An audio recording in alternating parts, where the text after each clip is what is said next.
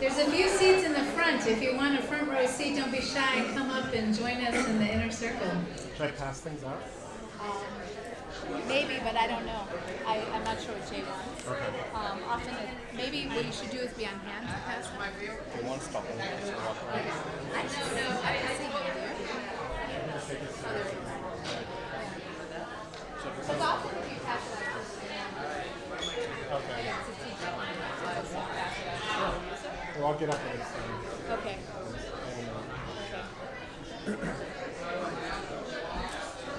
I'm just going to give you a short. And do you need anything else? Your hands are there. Do you want us to raise your hand or you want us to hand them over? Okay. Audrey, would you be comfortable helping to hand this out?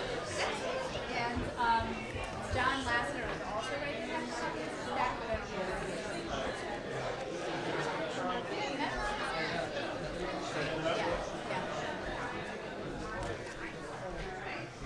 What's the actual time? It's 8:34 according to my watch, which isn't bad. Okay. And it's 8:30 to 9:30. So Yeah. Let's see. do Q&A. I think you can, but it's up to you. Like, you know, I think some people could ask questions, or you know, I don't know. Okay, all right. You want to stay with me, or you want to sit down till I introduce you? Chag Sameach, everybody. Welcome. Please take your seats. We're going to get started. Thank you to our volunteers who are coming around with handouts. Everyone else, if you could please take your seats.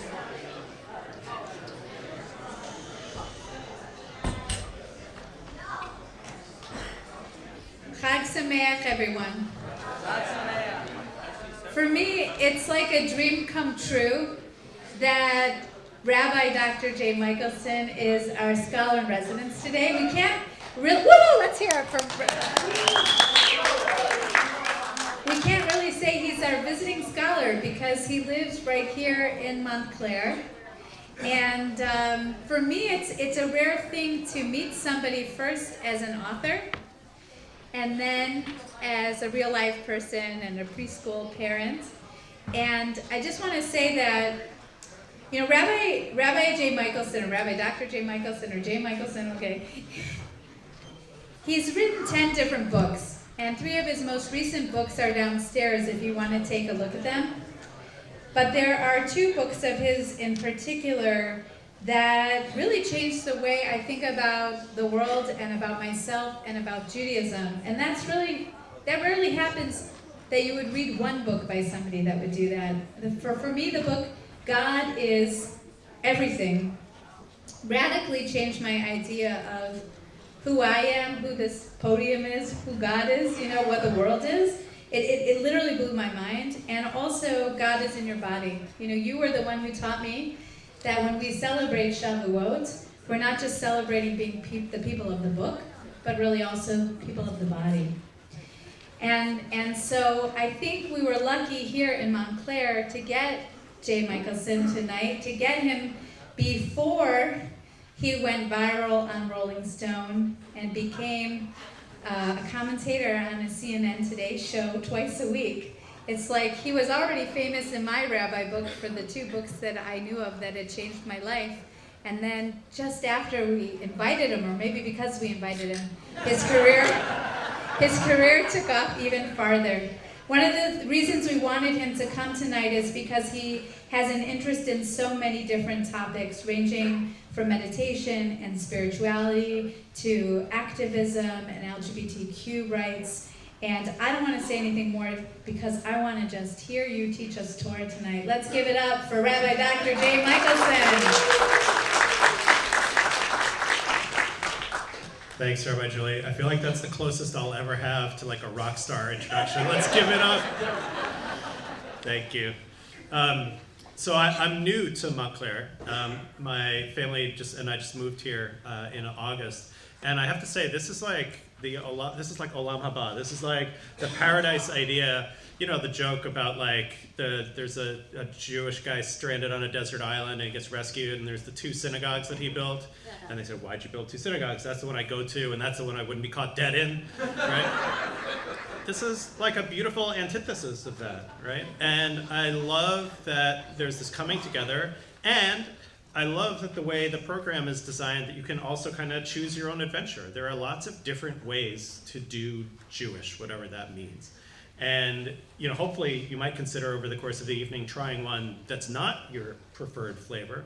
But I love that there's just that kind of, you could call it pluralism, or you could just call it variety or diversity, or a celebration of these different ways in, which is very similar to what I want to talk about a little bit tonight. And it just is really a pleasure and an honor. So thank you to all the congregations for enabling this to happen. But now I want to start with another joke.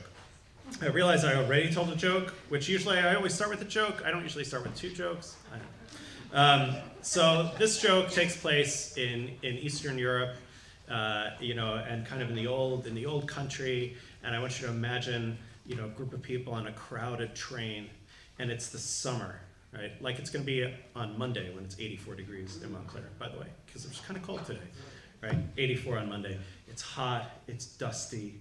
It's a slow train. It's like it's chugging along, and there's a guy in the back of the train. He says, "I'm so thirsty," and the train is going along. Everybody's thirsty. Right? Another few minutes pass, and again you hear this voice, "I'm so thirsty."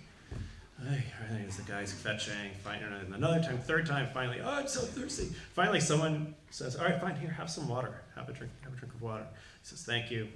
5 minutes later, "I was so thirsty."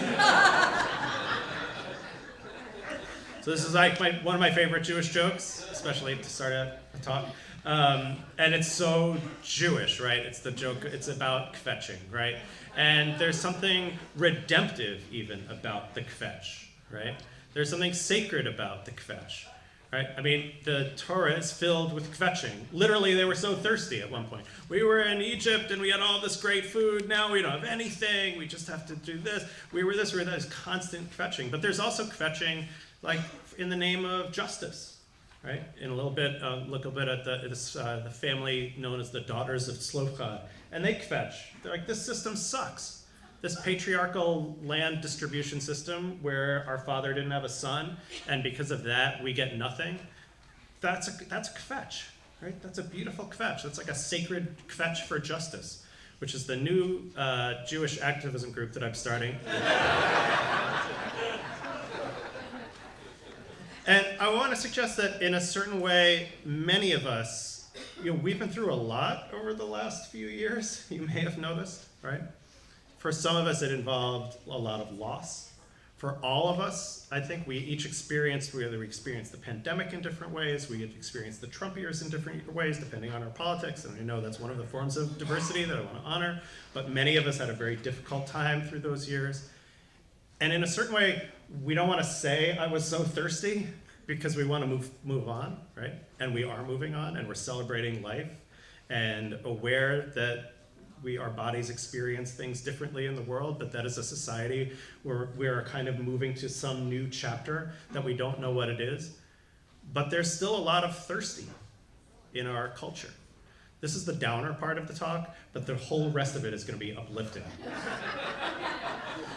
Right? And I thought about starting with 20 different graphs of the mental health crisis in the United States. I just put one on there, which is pretty depressing. Feelings of sadness and hopelessness, particularly among teenagers. Then I thought about being even more depressing and showing you the statistics from Israel, which are even worse than the statistics in the United States, and are really profoundly, profoundly disturbing. And there's this strange irony, and it's a tragic irony, that within the Jewish tradition, there are resources for resilience, for joy, for thriving, for coping, for protesting, for challenging, for coming together.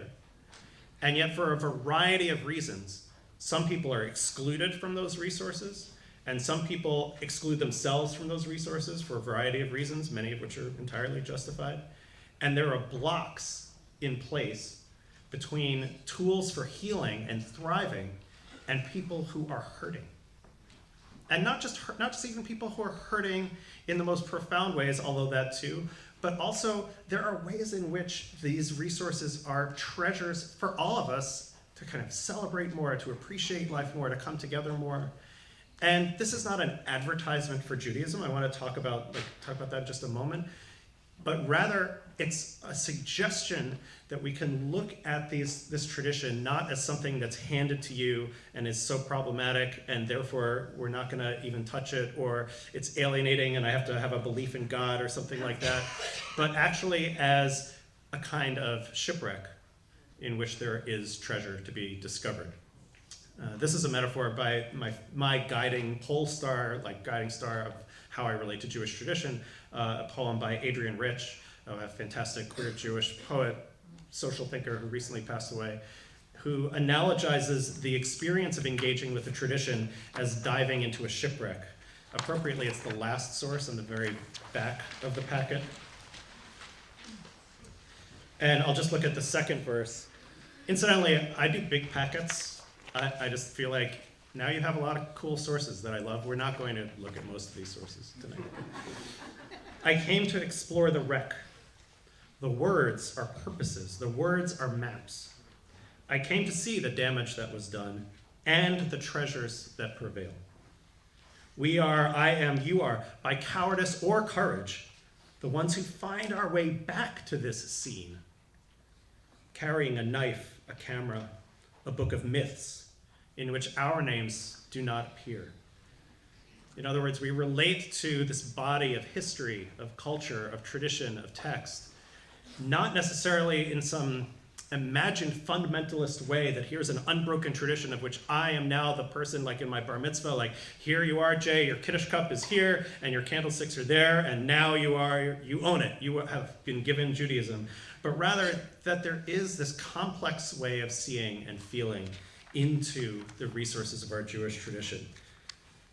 So, as people might know me, I'm nourished by many sources, by many shipwrecks, but I do find that there's a real benefit to the Jewish modality of working with the essential questions of life.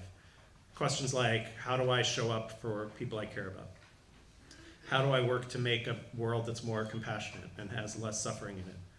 How does my own life have meaning? And how do I even define the answer to that question?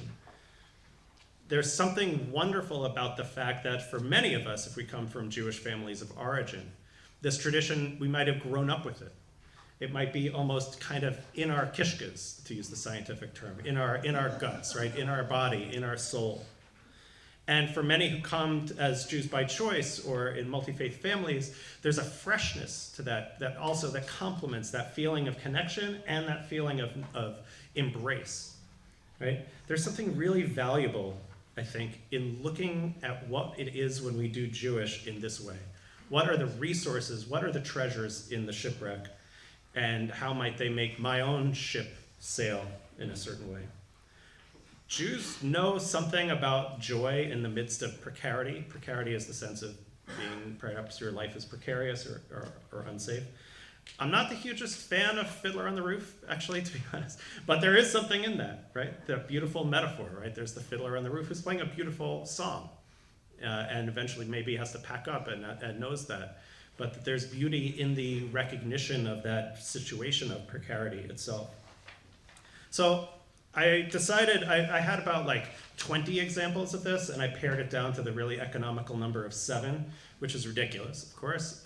But what I most wanted to do was also set the frame for the whole evening, because there are some amazing sessions in which things which I'm going to talk about for 2 minutes are then the subjects of entire sessions. And that takes the pressure off of me, which I really appreciate.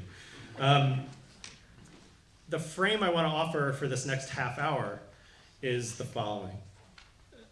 A way of looking and relating and reading that puts function before myth. What does this practice do? How does this practice bring us together or drive us apart? That puts what sometimes might be called spirituality, sorry to scare quote, but the people at home watching, streaming can enjoy that, ahead of theology, which is to say the experience of sacredness more than what might be written about in a book about the sacred. What something does rather than what someone says you have to believe. The closest Hebrew word that approximates a word that's used a lot in New Age spiritual circles, this word practice, like I have a meditation practice, or I have a yoga practice, or I have a mindful eating practice, might be the term avodah, which means service, or work. In the narrow sense, avodah is what took place in the temple, right? Avodat Hashem. In the broader sense, it's any spiritual practice that accomplishes something. I like that double meaning of work, that this does something. So, for example, if I'm lighting the candles with my now 5-year-old daughter, Shomrei preschool, soon-to-be alum, in our home, a way of a totally valid and beautiful way of looking at that moment might be that this is ordained by the Talmudic rabbis. This is part of the system of halakha. This brings in the time of the Shabbat, which is in a text and so forth. And all that, again, I'm not invalidating any of that. What I love is being as conscious as feels good or as possible of the intimacy of that moment. And I think about my relatives, I think about my mother who's passed on, and I think about my grandmother, and we're using their candlesticks, and I'm thinking about my daughter, but not thinking, I'm feeling it. And not even feeling in a conscious maybe way, in a somatic way, present with that beautiful poetry of time. Another Fiddler on the Roof reference, right? Sunrise, sunset. Or just that moment of pause, of silence, of sacredness. Just that little bit, just that little pause, and how that can shift consciousness into a way that's a little bit different. And, then my daughter, she blows out the match, she tries to catch the smoke, and so there's a moment of love and just this is what we're doing. All the screens are off, the notifications are all turned off. I'm a big fan of turning off notifications all the time. So what does this practice do? That's I love that way of relating to how I do my Jewishness. Okay, ready? Let's do it. So this is 7 different modalities, I think, 7 different pathways in to a kind of resilience and strength, even in that can actually be useful today in the context of all of what we're facing. Right? So I decided to do the hardest one first. This word, God, which is a very unfortunate word, also not an indigenously Jewish word, really, but a word that's been placed onto our texts and onto our experience. I was thinking I should really do this last, because then I wouldn't get to the last one and people would be tired anyway. I could just do a bait and switch, but so you that happens a lot in synagogues, right? Like you come for the blintzes, but then you stay for the God, and you're kind of stuck with it. So the model, and each one of these has a different model in sacred text that I want to look at is Chana. There are many Chanas in Jewish history. This is the one who was the mother of Shmuel, the prophet, who later kind of helped establish the Jewish monarchy, for better or for worse. So Hannah, you may know, is childless, which particularly in this society kind of dooms her to a kind of marginalized status. She's miserable about this fact. And she decides that she's going to pray about this and pray to the divine, pray to God. But prayer hadn't been invented yet. So she gets up, this is verse 9, and she's about to do something. She's about to do an avodah, a practice. And Eli the priest, it doesn't say sitting on his butt, but he's sitting on his seat at the doorpost. He's sitting there, he's the institution, he's the guy. He knows what you're supposed to do. You come in, you make an offering, you put a donation in, truma, and you don't do what Hannah is about to do. And it says she was marat nefesh, this beautiful phrase. She was in bitterness of soul. And she prayed, tit palel. If you know the grammar of the word lehit palel, it's a weird word because it's reflexive. It's a thing you're doing to yourself. So like when you lovesh something, when you're wearing something, you wear a jacket. But when you hit labesh, you're getting yourself dressed. So there's something inward facing around lehit palel. And she spoke in her heart, right? And only her lips moved, but her voice could not be heard. And Eli thought she was drunk.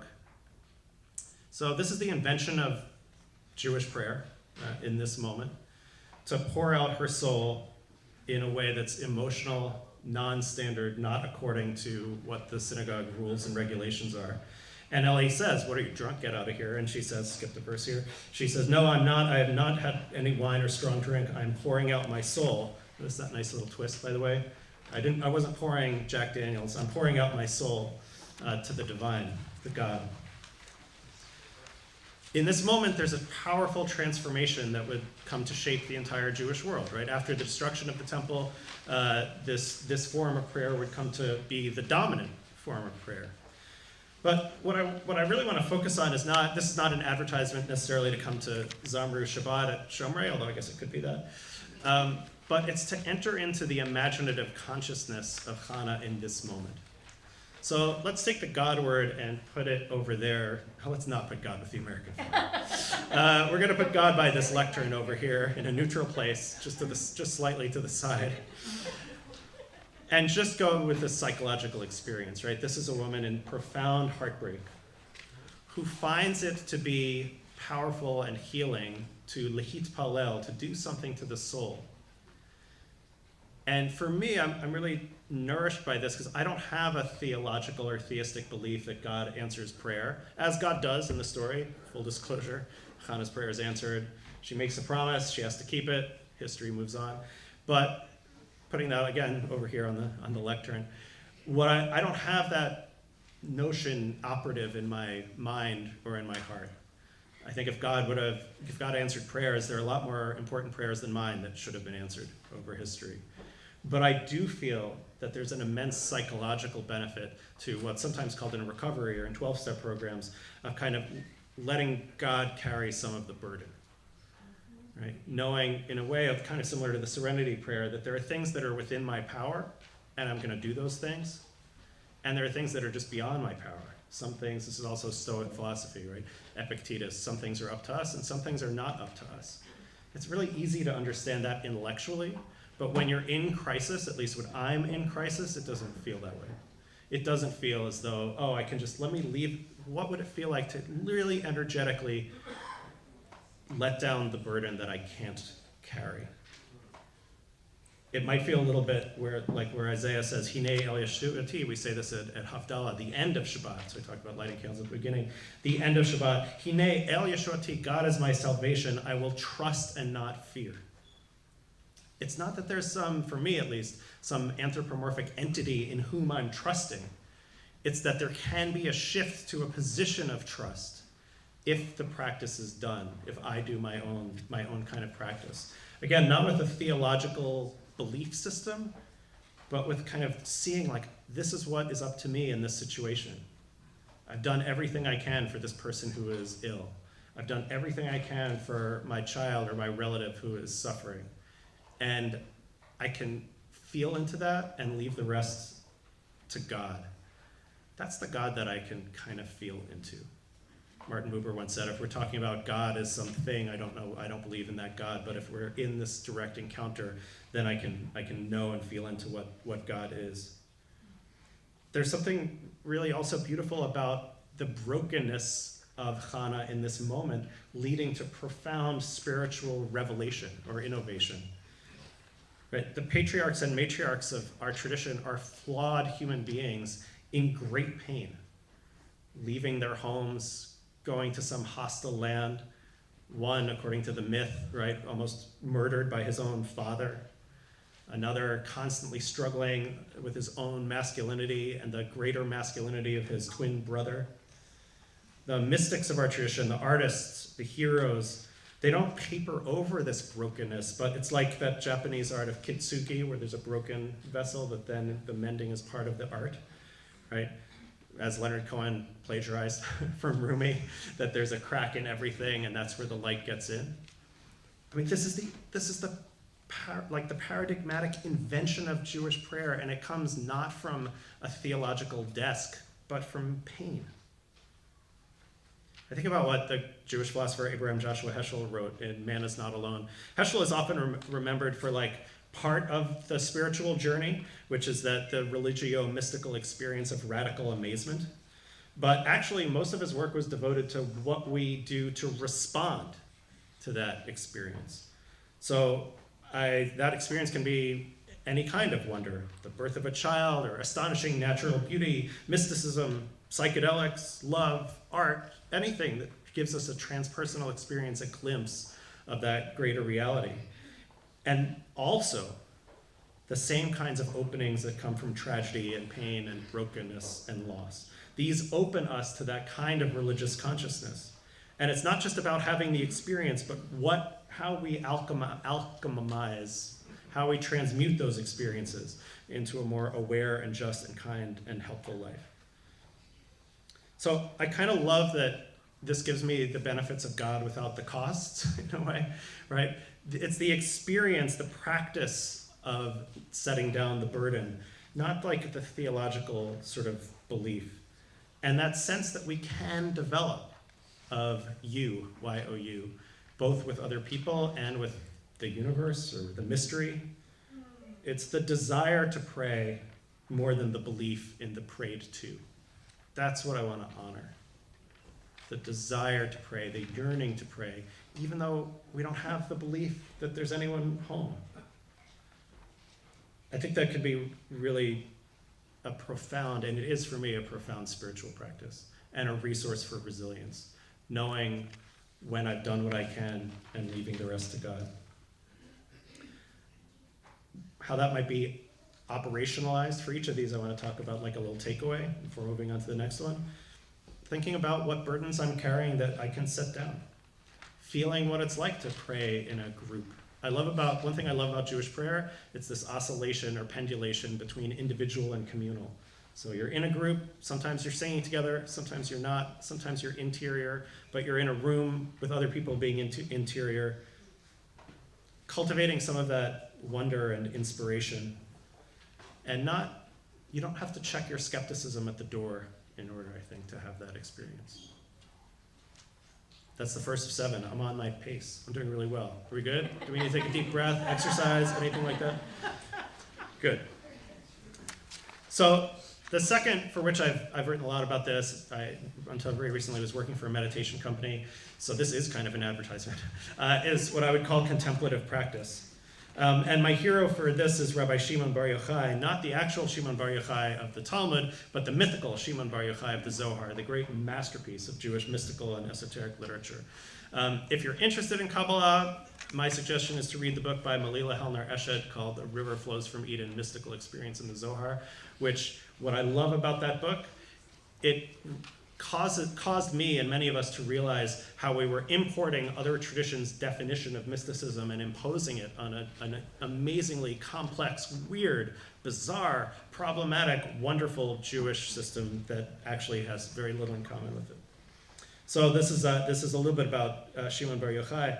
Let's look at the first couple passages from the Zohar. So the Zohar is written in the 13th century, but it's written as a dialogue among rabbis who lived 1,000 years earlier. Let's see. I haven't been struck down for saying that in a synagogue, so we're good. It's sort of an article of faith that what I said just now is not true, but it's true. So all of these rabbis are literary creations. So Rabbi Pinchas went out and kissed Rabbi Shimon Bar Yochai. So first of all, obviously I take a queer reading of everything I read. That's awesome. It gets even better. I said, I have merited to kiss the Shekhinah, who's the divine feminine. So Rabbi Shimon Bar Yochai is here in this like wonderful feminine kind of role. Happy is my portion. That sounds good to me too. So, but what does that mean? So to kiss the Shekhinah, to kiss the divine presence. I think where I go with this text is that this is Rabbi Shimon Bar Yochai, the great mystic, who is so present that this encounter reveals the truth of the encounter, which is that every encounter is an encounter with the divine. One place where the Zohar meets Abbott and Costello is it defines certain words as names for God. So anytime you see the word who, W-H-O, that's the hidden, the transcendent part of God. So who's listening right now? God's hearing God into God, right? This is J.D. Salinger. Anytime that you see the word what, W-H-A-T, that's the immanent, that's the revealed form of the divine. So there's the transcendent and the immanent. That's also sometimes gendered. I don't know if I care about that. So this is the immanent portion, the immanent face of God, God as revealed. So there's this moment of intimacy, and in that moment, there's such intense presence that's the moment of, I feel like I've just been able to kiss the Shekhinah. Rabbi Shimon Bar Yochai, a few chapters earlier says, I see my face shining like the powerful light of the sun. A little bit of ego. He's not the most modest of Jewish heroes. And what's more, I know that my face is shining. Whereas Moses, it says in the Torah, Moses' face was shining. He didn't even know his face was shining, but I actually get to know. I'm actually at a higher level even than Moses. So it's kind of a jerk, right? But I love the spiritual egotism here a little bit. But it's also in a form of what I would call a Jewish form of mindfulness, right? There's an awareness, there's a metacognition. Metacognition is when you know that you're knowing something. So it's the difference between just being angry and I'm aware that I'm angry right now.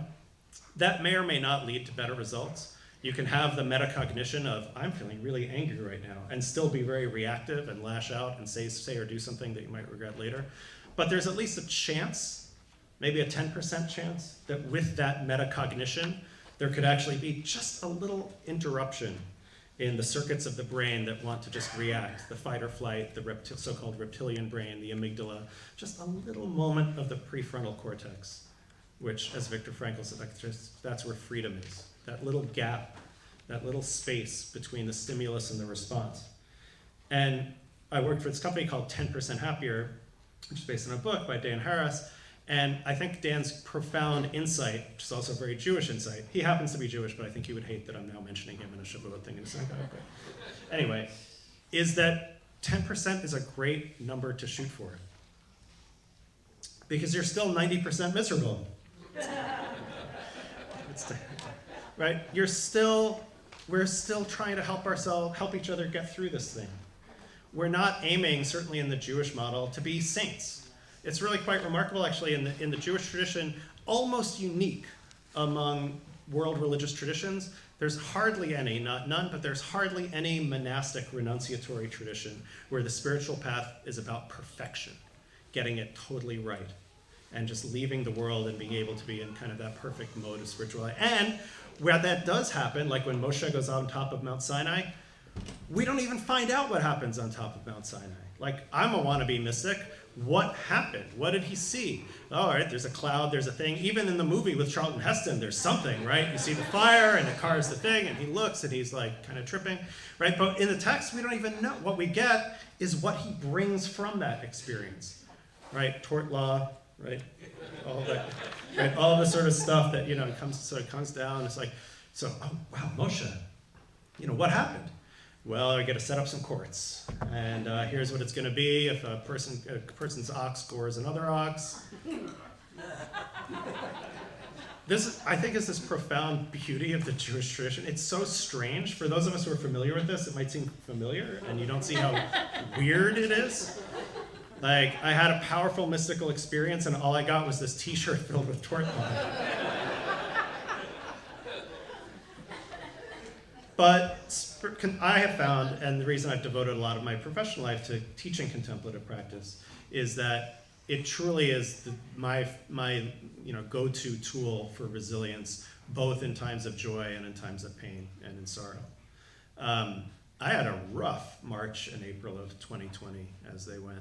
I was like already Mr. Meditation teacher, and I tend toward the depressive, but in that time I went into full-on anxiety mode, and I couldn't meditate it away. I couldn't make it stop, and I had to reach deep into resources that I didn't have. Luckily I was resourced with a lot of friends and spiritual friends. And I changed how I did my meditation. I started doing what's called box breathing, which is a really good relaxation technique. I teach it on YouTube, so you can just Google me and find it. And it enabled me to show up it wasn't about me feeling better. I felt like I couldn't be a parent at that time. And I had a 2-year-old at that time, right?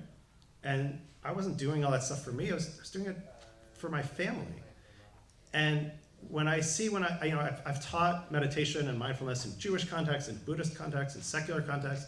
I've taught to people who are at risk, people who are experiencing houselessness, right? Homeless people. I've had the privilege to teach and experience various forms of meditation in every possible context, right? Like Apple Computer, literally, they paid me really well, to working with people who are in very precarious circumstances.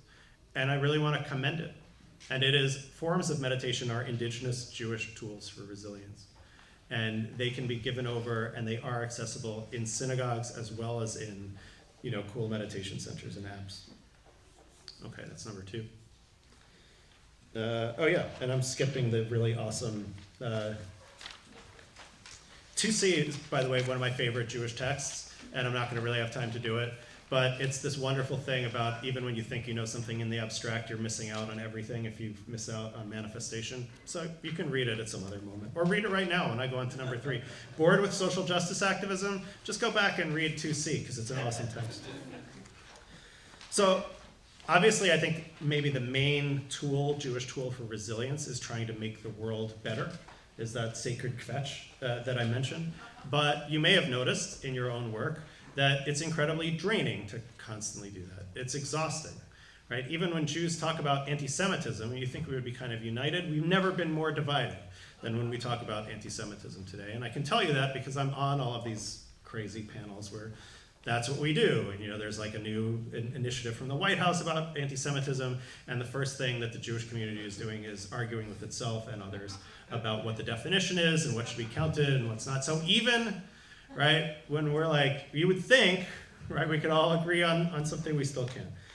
So I remember particularly, I worked as a LGBTQ activist for 10 years. I started 2 Jewish LGBT groups, which was great, fantastic work. I was in the right place at the right time.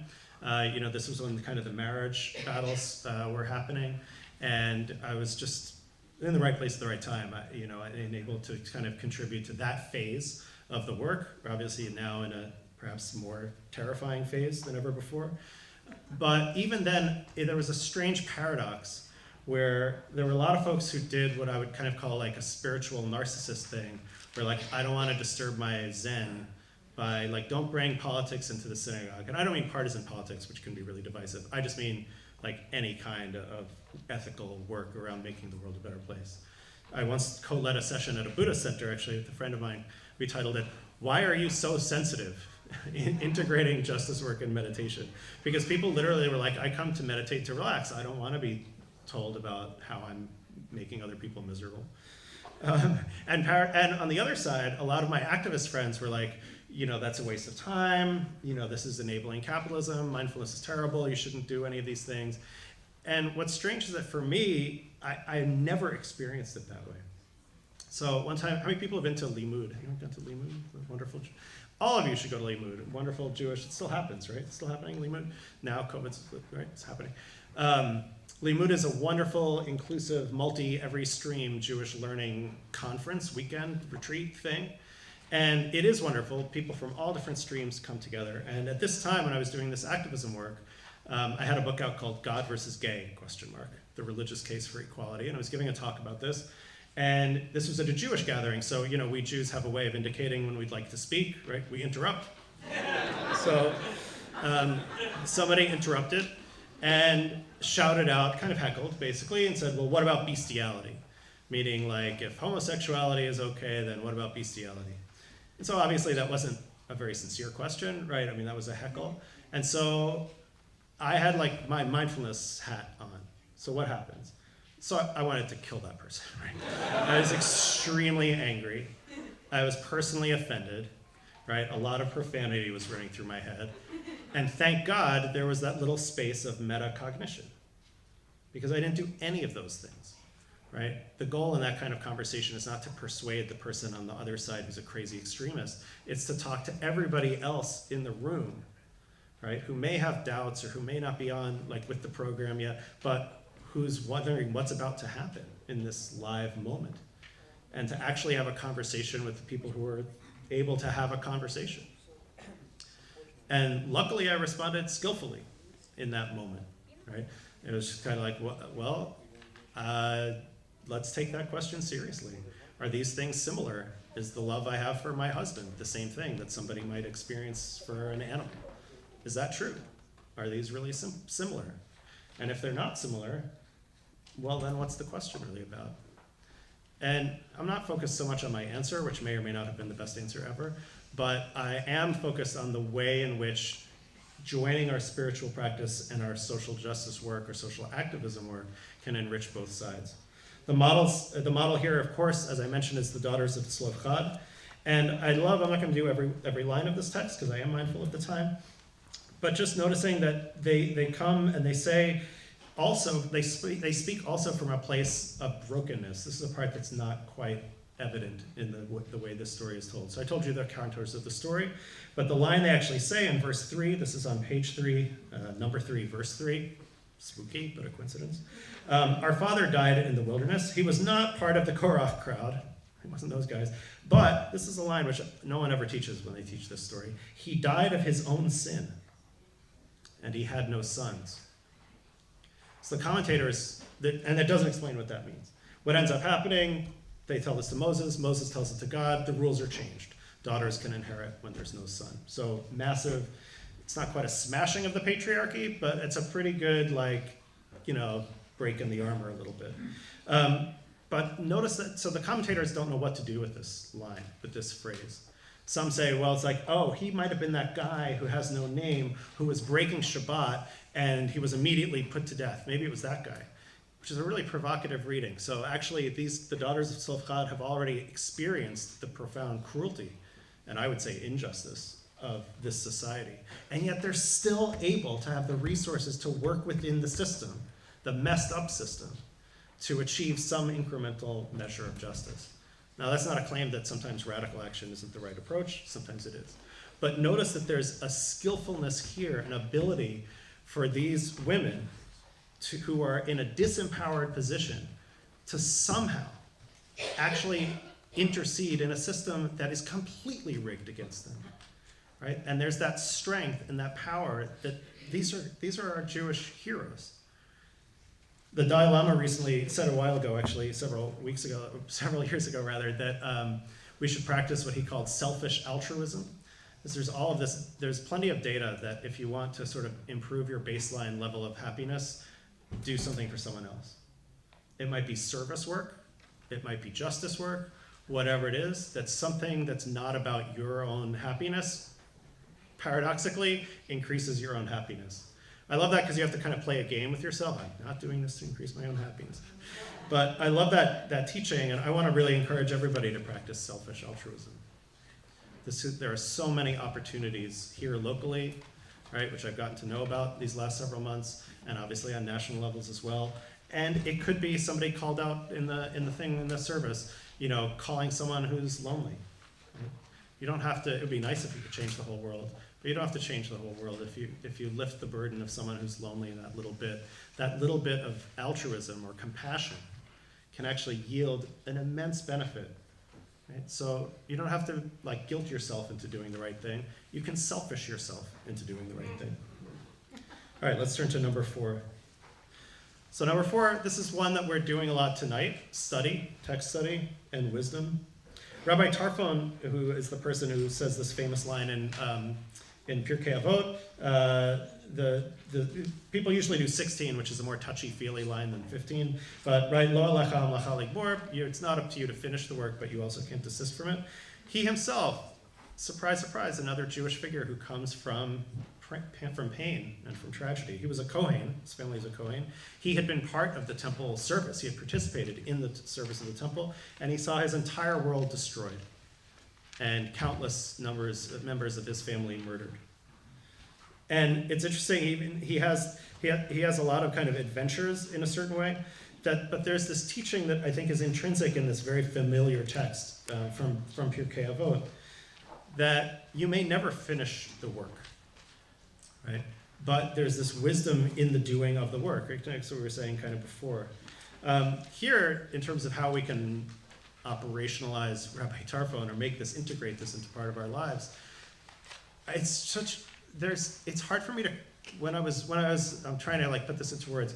When I was Orthodox in my Jewish practice, which I was for 10 years, and I was in a yeshiva and I was living that life, there's a certain texture of life that is so beautiful that's really hard to communicate, in that way, but which you can taste a little bit of tonight. And it is, again, a resource for resilience. Like there's wisdom in these ancient texts that can sit right alongside our critiques of those texts. It's not like we have to check our conscience at the door. We accept the problematic, right? And sometimes some texts maybe just can't be rescued. But let me engrave the invitation to Jewish text study to you again as a tool for resilience, as a practice for building, for cultivating joy, for cultivating newness, for cultivating wonder. This is an ancient Jewish practice. My second favorite one? No, I think it's my favorite, is the next one. So of all of the figures who I find like most intriguing, from a sort of LGBTQ/queer perspective, I think it's Bezalel, the great interior designer, who's certainly my favorite. He knows everything. Look, this girl, she knows the cutting of the stones for setting, the carving of the wood, the dyeing of the fabrics, the working in the gold and the silver of brass. And I don't know, when I was in Hebrew school, these were not the skills that I was told were like the sacred Jewish skills. But this is the shaman magician who creates the Mishkan, right? Who creates the most sacred physical space in Jewish civilization. And I love that there's this figure who's so engaged in material culture, right? That this is not some like superficial distraction or something like, oh, I'm sort of ashamed that I'm like watching this particular Bravo show. No, I mean, this is actually, right, that this is sacred service. And I love that he has his sidekick, Aholiav. There's a whole other thing to be said about that. There's a lot that I could say about Bezalel, right? But I think where I actually want to focus is on the construction of ritual in our lives. And the way in which the Mishkan is constructed, the material culture, is something that I want to encourage us all to take on in the way that ritual can be, again, a resource for resilience, joy, and thriving. One of those rituals that's really clear, that clearly helps, is the ritual of Shabbat.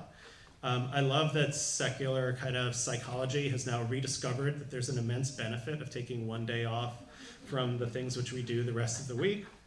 I think we came up with that first. But there's something profound in doing that. And this, again, for those of us with kids, especially with older kids, or there's teenagers who are here, right? It may seem like completely absurd to actually turn off a phone and turn off devices for a day. Like, I'm not minimizing that may seem ridiculous. But there can be an incredibly powerful just healing and resting and setting down. And you don't have to be orthodox about it. You can still check a little bit. But like maybe certain apps like don't get open. And let's approach this ritual like Bezalel, right? So it's like changing clothes before Shabbat dinner, right? Having the special, maybe the new tablecloth or placemats or something like that. Having it be a meal that's a family meal on Friday night. If it's coming to synagogue, it's coming to synagogue. Taking on the ritual forms of Shabbat practice, even if we're not orthodoxly or conservatively observing the rules of Shabbat. Maybe more Zachor Shabbat instead of Shomer Shabbat, like remembering the Sabbath and having it be different rather than having it necessarily be something that has to be obeyed. But not only Shabbat, right? Also holidays, also something around the food that we eat. also something about the daily ways in which our lives go. There's a wonderful rabbinic teaching that we should make 100 blessings, 100 brachot every day. That to me feels like neurotic and crazy making, but it would be lovely to think about 1 blessing or 10 blessings every day. And you can make up your own blessing. In one of my first book, actually, the one that Julie liked, God in Your Body, there's a wonderful blessing over going to the bathroom. It's like the best blessing in the Jewish canon. It's fantastic. And it ritualizes, just as the story of Betzalel elevates forms of human creativity and human expression, which are denigrated in some cultures, so too, creating ritual in our lives elevates what might otherwise be mundane and forgettable and gives it a place of honor. We honor the body. We take a moment of gratitude for our health. That blessing over the bathroom, one of the things it talks about is like there are all these like holes and tubes in the body. And we know the blessing says if one of them were closed, or the wrong one was closed, the wrong one was open, we wouldn't be able to live. And we know that's true scientifically, right? And if you've been you or a relative has been in that difficult situation, right, where some tube is blocked or some hole is blocked or something isn't flowing properly, we know the truth of that blessing. There's a Buddhist teacher, Thich Nhat Hanh, who said that when you have a toothache for a while and then it goes away, you wake up and you're like, wow, the toothache is gone. You can feel a real moment of gratitude. Jewish tradition is called hakarat hatov, recognizing the good. But how many of us today woke up and said, oh wow, no toothache? Right? That's not how we're wired. We have what's called hedonic adaptation. When we have a certain experience of pleasure or whatever, we get used to it. So like the first time in your beautiful new Montclair house, this is my own life, obviously, you're like, wow, this is great, I have so much space, this is so much better than Brooklyn. But then like after 6 months, you're like, you take it for granted, and you're like, oh, we need to like expand out over there and do this. Hedonic adaptation is the reason why acquiring things will never make us happy, right? Just the scientific reason, not the moral reason, because we get used to it. Hedonic adaptation is also how human beings are able to survive horrifying circumstances, because we can also get used to extreme levels of distress, right? So what matters is not the baseline level, well, it matters, obviously. So not just the baseline level of material well-being, but also our relationship to that, right? Can I cultivate some gratitude? And it's an avodah, it's work, because it doesn't happen naturally. We're not wired to wake up and say, how great I don't have a toothache. This is why ritual exists. It's why prayer exists, right? It's why these forms of life are created in order for us to do the things that evolution doesn't necessarily select. Okay, we will finish on time, by the way. I see some skepticism out there. Number 6 is sometimes given a little bit, not enough attention, I think. It's the consolations of philosophy and of wisdom.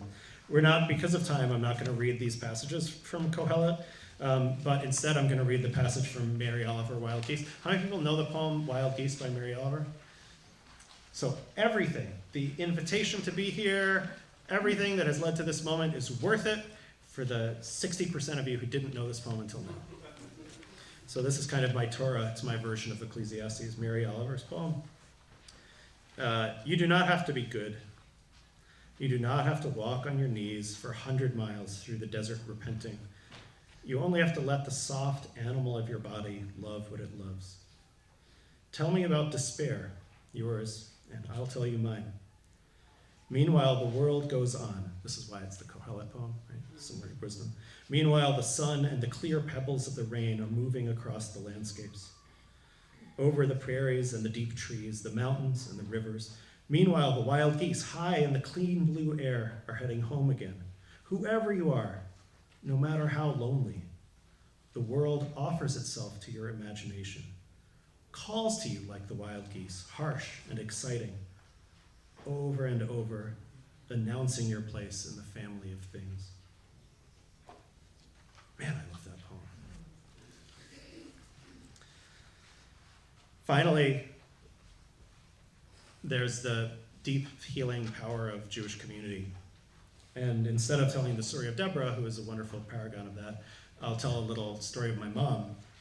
So I grew up in a conservative Jewish synagogue, not actually that much like Shomrei actually, but it wasn't as good. But with a lot of the features that conservative synagogues have, which are a sort of somewhat traditional approach to liturgy, and much less than here, a sort of fidelity to a certain kind of liturgical practice that for me wasn't inspiring.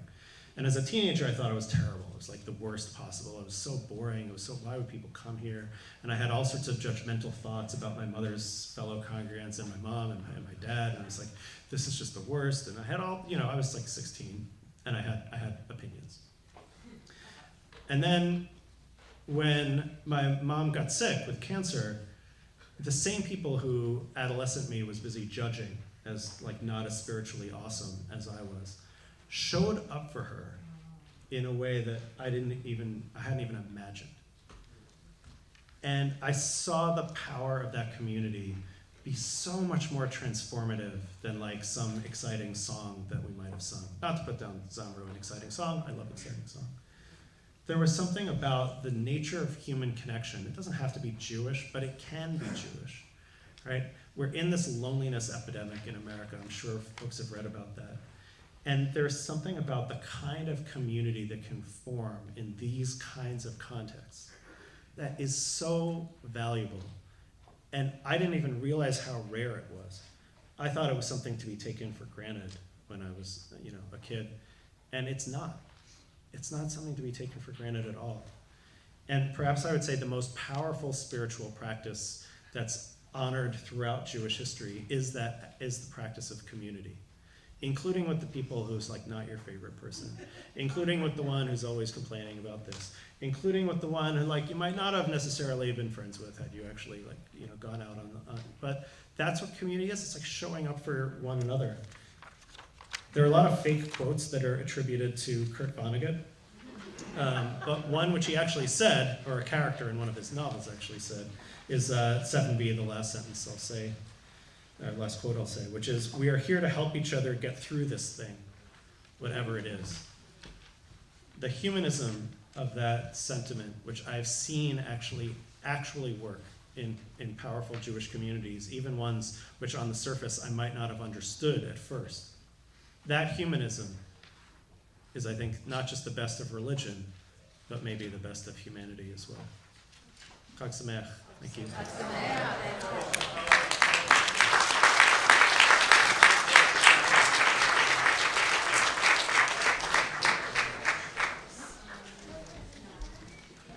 Jay, thank you for exceeding our hopes and expectations for how you might connect resilience to Torah, to being human, breaking our minds open, going inside our hearts, helping us to see, and choosing this theme for the whole night, that the Torah is this broad definition of Torah, is a gift that has pathways to give us strength and resilience to live our life as a sacred gift. I am so grateful that you are here with us tonight, and I really want to thank everyone for being here. I think I forgot to tell those of you who've never met me what my name is. I'm Rabbi Julie Roth. I'm the relatively new rabbi of Shomrei Emunah, and tonight is a true high point for me of my first year. Largely because of you, Jay, but also because it's really an incredible thing to be here with my new friends and clergy colleagues and the congregations that have decided to form this group together of 4 congregations that dance with the Torah in the fall and study the Torah in the spring. There's also a few people I want to thank from Shomrei who've really worked hard to put this night together. Sarita Eisenberg, Jeff Sadal, Lily Lucy, Aaron Delaney from the committee that put tonight together. You can give them a round of applause. It'd be the right thing to do. And in addition, Ehud and Elah from the Shomrei staff and all the volunteers who are making tonight possible. The night is just beginning. It's only 9:30. The gates of heaven don't even fully open till midnight when our teens are going to read from the Torah. So drink more caffeine or just feel the joy in your heart. Stay awake. Come to the sessions. We've built in 10 minutes not 20, 10 minutes of schmooze time between now and the start of the next session at 9:40. There are 5 different choices for people of all ages, 1 choice for teens. If you don't have the listing, you can get one, you can steal mine or get one from downstairs. We have singing in the social hall, which is right next door. We've got yoga in the Youth Activity Center, which is near the front entrance. I'm going to be teaching about ritual in some of the classrooms. We're going to have a session on loneliness, also in the classrooms. A session on the Torah of connecting in troubled times, also in the classrooms, which are all on the first floor. And there's a special experience just for teens right here in the sanctuary. Teens don't go away. And if you're not an adult and you're not a teen, you can either hang out downstairs in the gift shop, which is the school-age children hangout space, or you can go to any one of these great sessions. Eat cheesecake, meet new people, study Torah. Thanks for being here tonight. And thank you to Rabbi J. Michaelson. Did you want to say something, Aaron?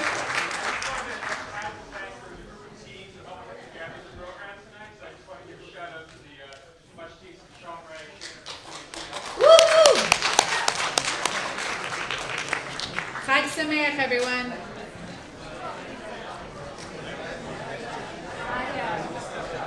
I don't know.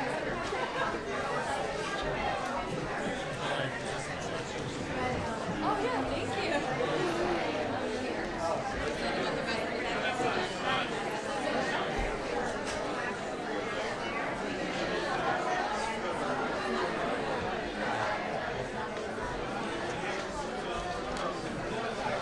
So much more than open. I sit over here and work.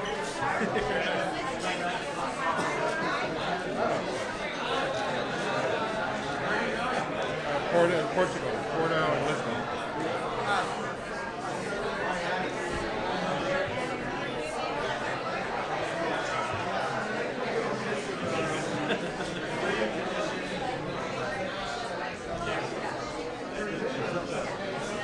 What did you say?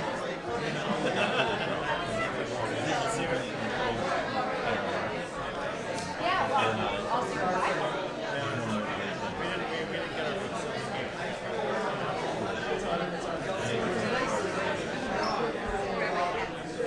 Historical impressive. I want to see it. I don't say.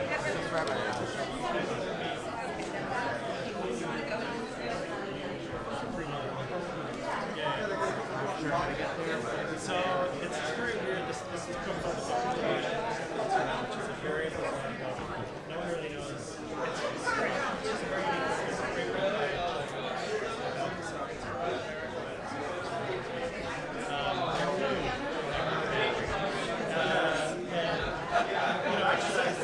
so a lot of mystical Jewish mythology is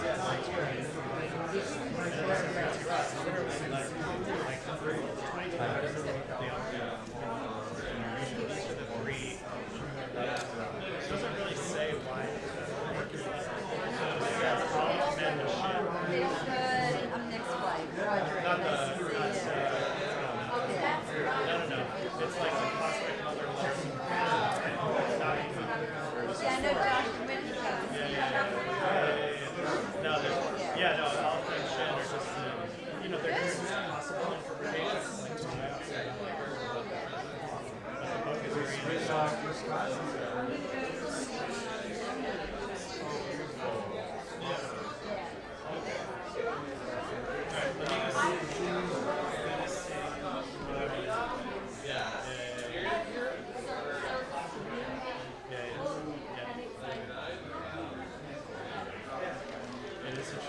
I mean, for me, like, I have a lot to say about that, but like, I feel like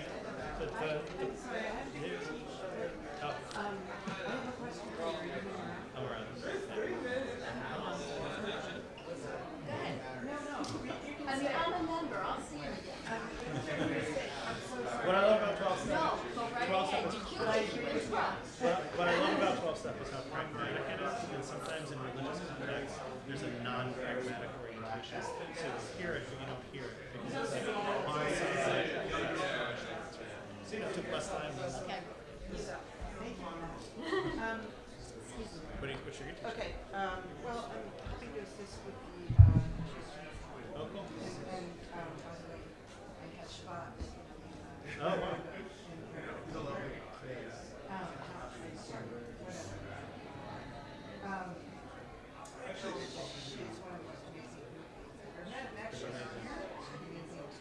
Here's my question, and They're going to be late. a dear friend's funeral is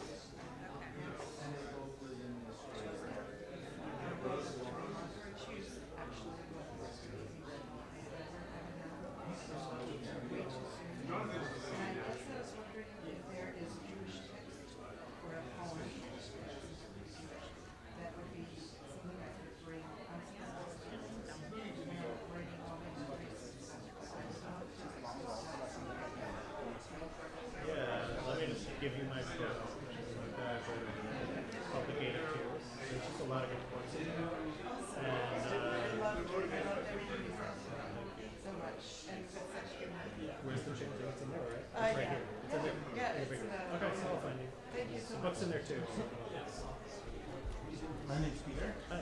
Peter. Sort of familiar, actually. Around. Around. I've been there for. But for 13 years in there, Really? How do I not know that this exists? that's why I'm. You would think I would know that. People who are part of the day, and most of them have moved on and on.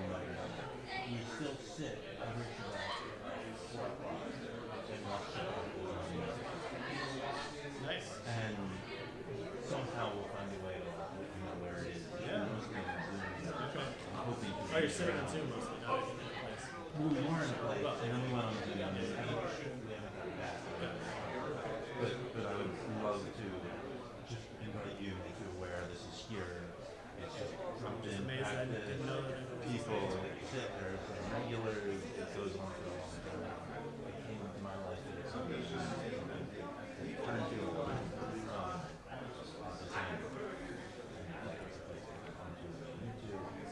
If you ever want to jump in, it's always set it right for us. Try to figure out how to do that. Yeah, Coordinate. I'm easy to find.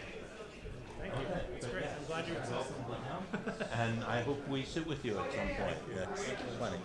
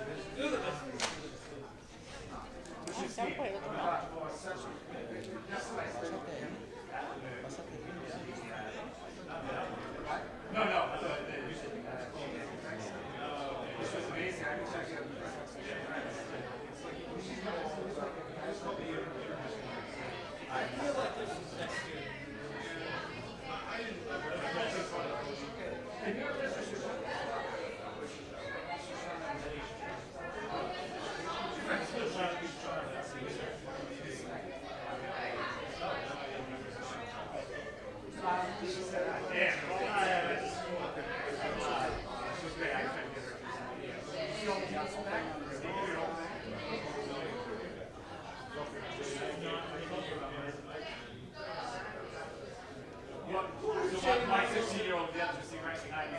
Yeah, if you're up for a diamond, we'll sell lots of books.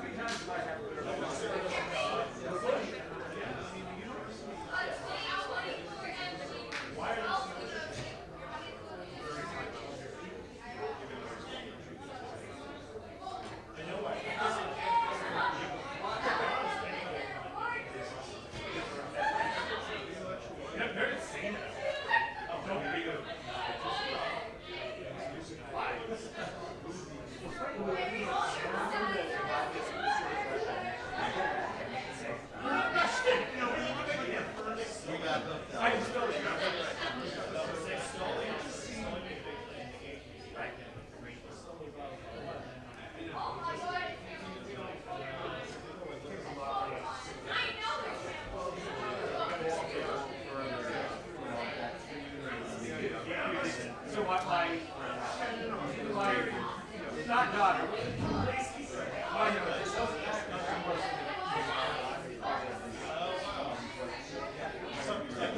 No, you're right. It's Ukrainian.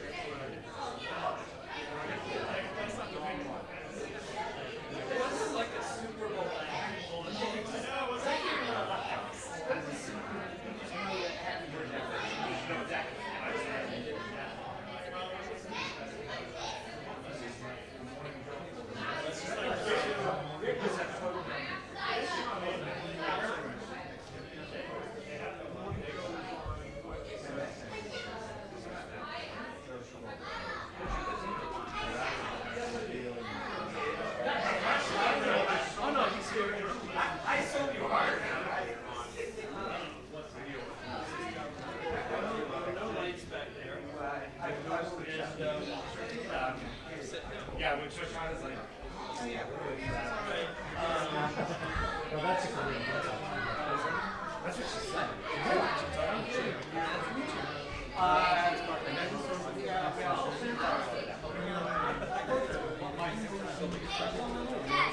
I'm all set. Yeah, that's good. I guess I'll just wait for the team. You don't have to here. Just want you to sit over here. Okay, that's great. I know the one you God bless you.